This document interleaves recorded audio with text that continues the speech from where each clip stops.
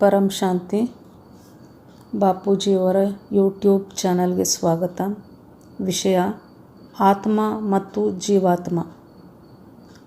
ಆತ್ಮ ಮತ್ತು ಜೀವಾತ್ಮದಲ್ಲಿನ ಅಂತರವನ್ನು ಬಾಪೂಜಿಯವರು ಬಹಳ ವಿಸ್ತಾರವಾಗಿ ಈ ರೀತಿ ಹೇಳಿದ್ದಾರೆ.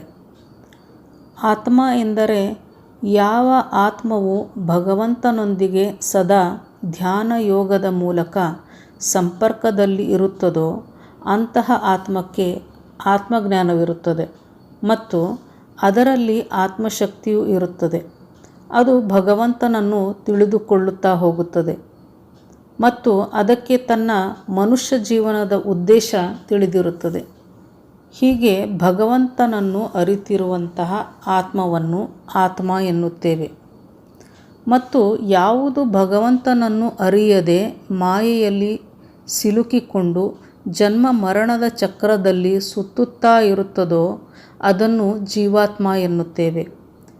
ಈಗಿನ ಬಹಳಷ್ಟು ಮನುಷ್ಯರು ಜೀವಾತ್ಮರಾಗಿದ್ದಾರೆ. ಆತ್ಮವೇ ಜೀವಾತ್ಮವಾಗುತ್ತಾ ಹೋಗುತ್ತದೆ. ಮೊದಲು ಆತ್ಮವು ದೇವಾತ್ಮವಾಗಿತ್ತು.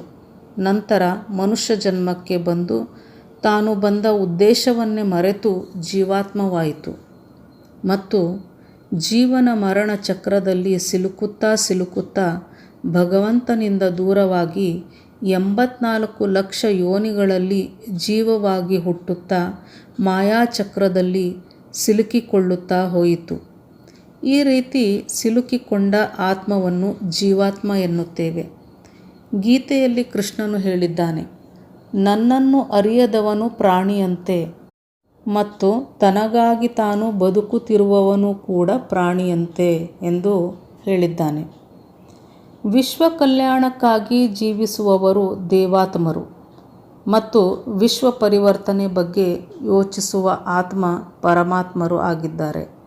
ಹೀಗೆ ಆತ್ಮಕ್ಕೆ ಬಹಳಷ್ಟು ಡೆಫಿನೇಷನ್ಗಳು ಸಿಗುತ್ತವೆ. ಅನೇಕ ವಿಕರ್ಮಗಳನ್ನು ಮಾಡಿದ ಮನುಷ್ಯ ಆತ್ಮ ಕ್ರಮೇಣ ಸಾಧಾರಣ ಜೀವಿಯಾಗಿ ಜನ್ಮ ಪಡೆಯುತ್ತದೆ. ಅಂದರೆ ಇಲ್ಲಿ ಆತ್ಮನ ಪವರ್ನ ಸಾಮರ್ಥ್ಯ ಕಡಿಮೆ ಆದಂತೆ ಆತ್ಮ ಕೆಳಸ್ತರಕ್ಕೆ ಬೀಳುತ್ತಾ ಹೋಗುತ್ತದೆ. ಪವರ್ ಅಥವಾ ಚೈತನ್ಯ ಶಕ್ತಿಯನ್ನು ಹೆಚ್ಚಿಸಿಕೊಂಡ ಆತ್ಮ ಅಂದರೆ ಭಗವಂತನ ಧ್ಯಾನ ಯೋಗದಿಂದ ಶಕ್ತಿಯನ್ನು ಹೆಚ್ಚಿಸಿಕೊಂಡಂತಹ ಆತ್ಮ ಮೇಲ್ಸ್ತರಕ್ಕೆ ಅಂದರೆ ದೇವಾತ್ಮವಾಗಿ ಮೇಲೆ ಹೋಗುತ್ತಾ ವೈಕುಂಠ ಮತ್ತು ವೈಕುಂಠದಿಂದ ಪರಂಧಾಮಕ್ಕೆ ಹೋಗಿ ಜೀವನಿಂದ ಶಿವನಾಗಿ ಬಿಡುತ್ತದೆ. ಅದೇ ಆತ್ಮ ಶಕ್ತಿ ಕುಂದಿದಾಗ ಸಾಧಾರಣ ಜೀವನಾಗಿಯೂ ಹುಟ್ಟುತ್ತದೆ ಮತ್ತು ಇಂತಹ ಆತ್ಮಗಳ ಆಯಸ್ಸು ಬಹಳ ಕಡಿಮೆಯಾಗಿರುತ್ತದೆ. ಆಯಸ್ಸು ಅನ್ನುವುದು ಎಲ್ಲರಿಗೂ ಒಂದೊಂದು ರೀತಿ ಇದೆ. ದೇವತೆಗಳ ಆಯುಷ್ಯ ಬ್ರಹ್ಮನ 1 ದಿನ ಮಾತ್ರವಾಗಿದೆ. ಬ್ರಹ್ಮನ 1 ದಿನದಲ್ಲಿ ಕಲ್ಪಪ್ರಳಯವಾಗುತ್ತದೆ.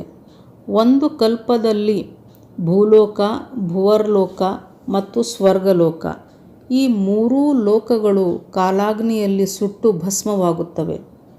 ಮನುಷ್ಯಾತ್ಮ ಜೀವವಾಗಿ ವಿಕರ್ಮ ಹೆಚ್ಚಿದಾಗ ಹುಳ ಹುಪ್ಪಡಿಯಾಗಿಯೂ ಹುಟ್ಟುತ್ತಾನೆ. ಆಗ ಅದರ ಆಯುಷ್ಯ ಬಹಳವೇ ಅಲ್ಪವಾಗುತ್ತಾ ಹೋಗುತ್ತದೆ. ಸದಾ ಪರಮಾತ್ಮನಲ್ಲಿ ಮನಸ್ಸನ್ನು ಇಟ್ಟು ಸದಾ ಪರಮಾತ್ಮ ಜ್ಞಾನವನ್ನು ತಿಳಿಯಲು ಹಾತೊರೆಯುವಂತಹ ಆತ್ಮವನ್ನು ಉನ್ನತ ಮಟ್ಟದ ಆತ್ಮ ಎನ್ನುತ್ತೇವೆ. ತಿಂದು ಕುಡಿದು ಮೋಜು ಮಾಡಿ ಸಾಯುವ ಆತ್ಮರನ್ನು ಜೀವಾತ್ಮ ಎನ್ನಲಾಗಿದೆ. ಮನುಷ್ಯ ಆತ್ಮ ತನ್ನ ಆಸೆ, ತನ್ನ ಇಚ್ಛೆಗಳ ಪೂರೈಕೆ ಈ ಎಲ್ಲದರ ಹಿಂದೆಯೇ ಓಡಾಡುತ್ತಾ ಪರಮಾತ್ಮನನ್ನು ಮರೆತಿದ್ದಾನೆ. ಭೋಗ ಜೀವನದ ಆನಂದವೇ ಪರಮ ಆನಂದವೆಂದುಕೊಂಡು ಬಿಟ್ಟಿದ್ದಾನೆ ಮನುಷ್ಯ. ಕಾರಣ ಅವನು ತನ್ನ ಜನ್ಮದ ಉದ್ದೇಶವನ್ನು ಸಂಪೂರ್ಣವಾಗಿ ಮರೆತಿದ್ದಾನೆ. 800 ಕೋಟಿ ಜನರಲ್ಲಿ 99% ಆತ್ಮಗಳು ಮಾಯೆಯಲ್ಲಿ ಸಿಲುಕಿಕೊಂಡಿದ್ದಾರೆ. ಕಣ್ಣಿಗೆ ಕಾಣುವುದೇ ಸತ್ಯ, ಕಾಣದ ಪರಮಾತ್ಮನನ್ನು ಸ್ಮರಿಸಿ ಏನು ಪ್ರಯೋಜನ ಎಂಬ ತರ್ಕಕ್ಕೆ ಬಂದಿದ್ದಾರೆ. ಆದರೆ 1% ಆತ್ಮರು ಸದಾ ಪರಮಾತ್ಮ ಮತ್ತು ಅವನ ಬಗೆಗಿನ ಜ್ಞಾನಕ್ಕಾಗಿ ಅಲಿಯುತ್ತಲೇ ಇದ್ದಾರೆ.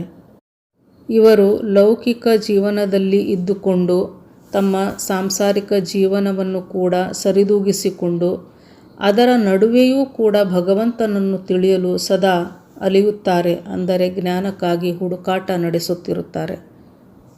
ಅವರು ಸದಾ ಅಲೌಕಿಕ ಮತ್ತು ಪಾರಲೌಕಿಕ ಜ್ಞಾನವನ್ನು ಮನದಲ್ಲಿ ಚಿಂತನ ಮಂಥನ ಮಾಡಿಕೊಂಡು ಜ್ಞಾನ ಹೆಚ್ಚಿಸುತ್ತಾ ಹೋಗುತ್ತಾರೆ.